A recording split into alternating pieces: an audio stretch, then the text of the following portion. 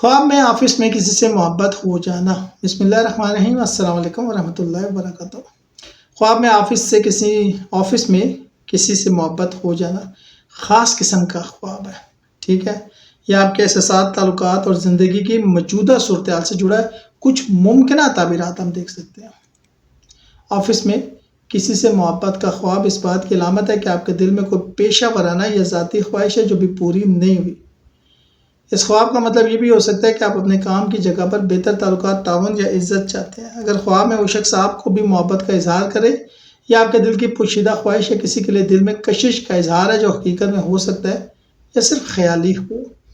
اسلامی نقطہ نظر سے خواب میں محبت کا منظر یہ بھی بتا سکتا ہے کہ آپ کو اپنے جذبات اور حدود پہ قابو رکھنے کی ضرورت ہے، خاص طور پر اگر وہ تعلق حلال نہ ہو۔